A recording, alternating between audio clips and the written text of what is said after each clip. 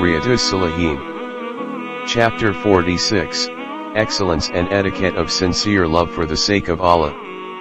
Allah, the Exalted, says, Muhammad is the messenger of Allah, and those with him are firm with the disbelievers and compassionate with one another. You see them bowing and prostrating in prayer, seeking Allah's bounty and pleasure. The sign of brightness can be seen on their faces from the trace of prostrating in prayer. This is their description in the Torah. And their parable in the Gospel is that of a seed that sprouts its tiny branches, making it strong. Then it becomes thick, standing firmly on its stem, to the delight of the planters. In this way Allah makes the believers a source of dismay for the disbelievers. To those of them who believe and do good, Allah has promised forgiveness and a great reward. Surah 48 verse 29. As for those who had settled in the city and embraced the faith before the arrival of the emigrants, they love whoever immigrates to them. Surah 59 verse 9.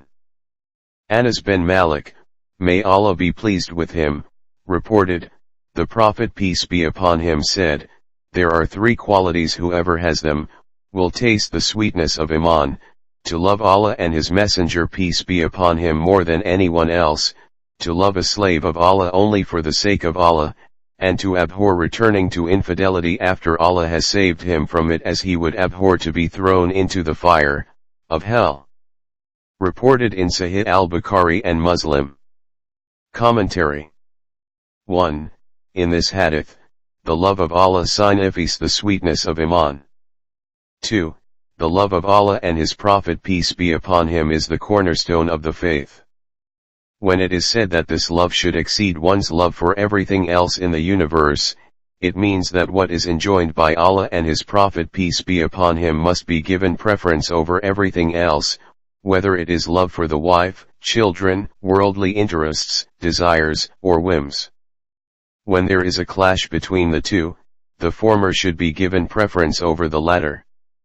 Abu Huraira, may Allah be pleased with him, reported, the Prophet peace be upon him said, 7 are the persons whom Allah will give shade of His throne on the day when there would be no shade other than His throne's shade: a just ruler, a youth who grew up worshipping Allah, a man whose heart is attached to mosques, 2 persons who love and meet each other and depart from each other for the sake of Allah, a man whom an extremely beautiful woman seduces, for illicit relation, but he rejects this offer by saying I fear Allah, a man who gives in charity and conceals it, to such an extent, that the left hand does not know what the right has given, and a person who remembers Allah in solitude and his eyes well up. Reported in Sahih al-Bukhari and Muslim. Commentary. This hadith mentions 7 types of people whom Almighty Allah provides special protection or His throne's shade.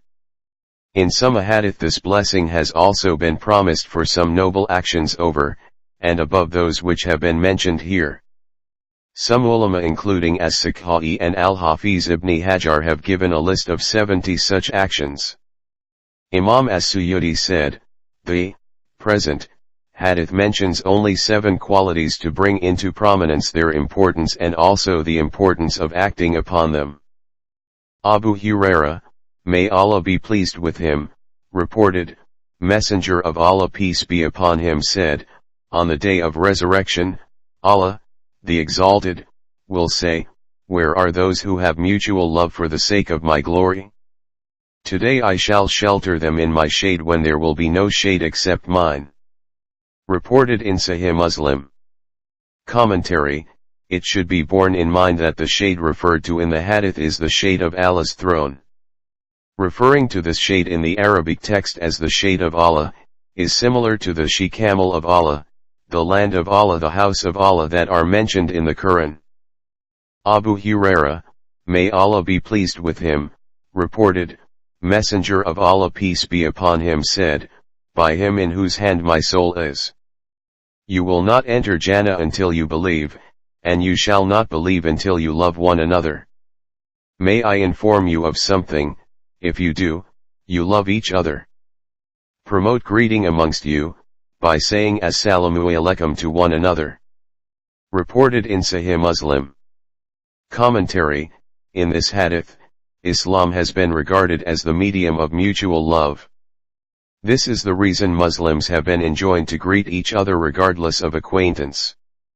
It does not, however, mean that a Muslim will be a true believer or entitled to Jannah by mere greeting.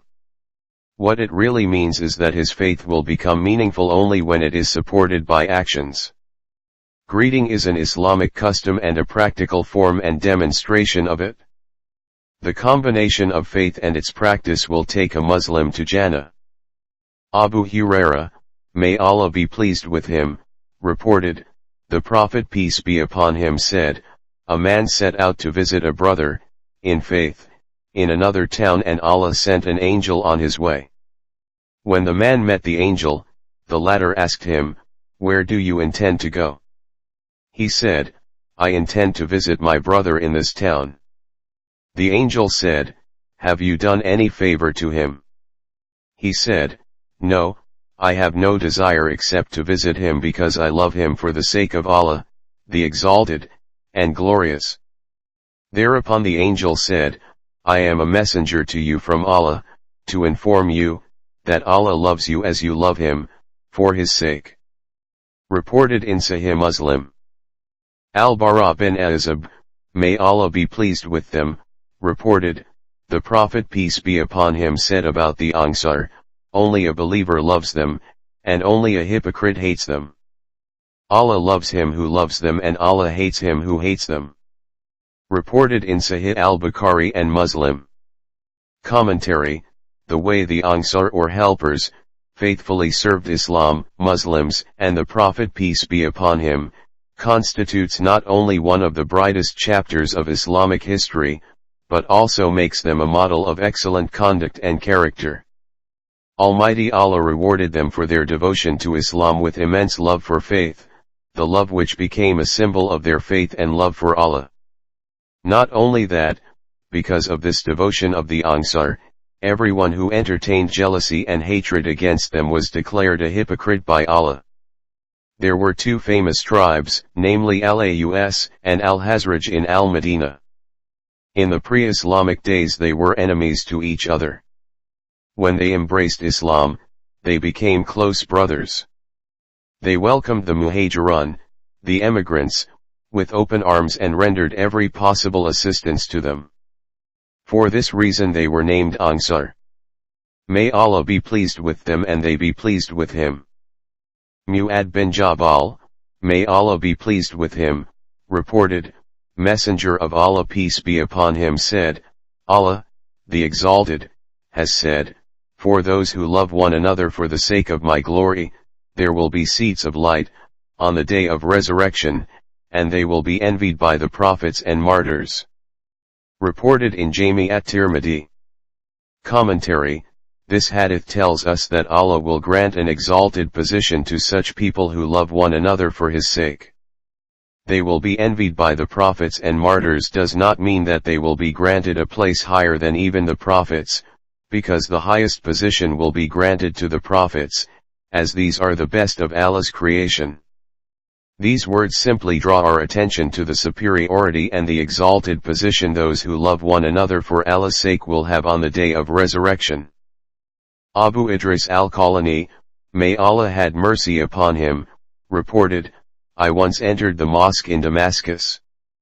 I happened to catch sight of a young man who had bright teeth, means, he was always seen smiling. A number of people had gathered around him. When they differed over anything they would refer it to him and act upon his advice. I asked who he was and I was told that he was Mu'adh bin Jabal, may Allah be pleased with him. The next day I hastened to the mosque, but found that he had arrived before me and was busy in performing salat. I waited until he finished, and then went to him from the front, greeted him with salam and said to him, by Allah I love you. He asked, for the sake of Allah? I replied, yes, for the sake of Allah. He again asked me, is it for Allah's sake? I replied, yes, it is for Allah's sake. Then he took hold of my cloak, drew me to himself and said, "Rejoice." I heard Messenger of Allah peace be upon him saying, "Allah, the Exalted, says, my love is due to those who love one another for my sake, meet one another for my sake, visit one another for my sake, and spend in charity for my sake." Reported in Muwatta Malik. Commentary: besides the merit of mutual affection, contact, and cooperation for the pleasure of Allah, this hadith tells us that one should disclose one's affection to him whom one loves. It also tells us that when a person is engaged in worship, or daily round of recitation, his visitor should not sit before him so that his concentration is not affected. He should sit behind him and wait till he has finished his prayer. The hadith also teaches us to approach someone from the front so as not to scare him.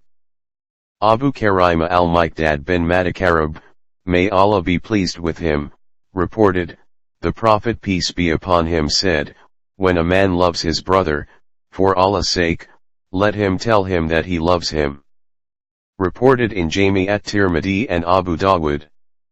Commentary: the wisdom behind informing someone that one loves him for the sake of Allah, is to make him aware of the regard shown to him so that this will turn into mutual affection and will, therefore, promote cooperation with each other. Mu'ad bin Jabal, may Allah be pleased with him, reported, Messenger of Allah peace be upon him held my hand and said, O Mu'ad, by Allah, I love you and advise you not to miss supplicating after every salat, prayer, saying, Allahumma inni, ala dhikrika, wa shukrika, wa husni, ibadatika, O Allah, help me remember you, expressing gratitude to you and worship you in the best manner. Reported in Abu Dawud and An-Nasa'i. Commentary: we learn from this hadith the following. 1. It is commendable to inform those whom one loves for Allah's sake, of this love. 2.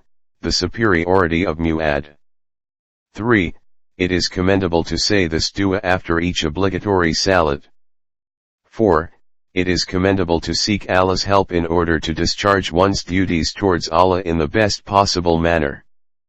Anas bin Malik, may Allah be pleased with him, reported, a man was with the Prophet peace be upon him, when another man passed by, and the former said, O Messenger of Allah, I love this man, for Allah's sake. Messenger of Allah peace be upon him asked, have you informed him? He said, no. Messenger of Allah peace be upon him then said, tell him, that you love him. So he went up to the man and said to him, I love you for the sake of Allah, and the other replied, may Allah, for whose sake you love me, love you. Reported in Abu Dawud. يا رسول سلام عليك يا حبيب سلام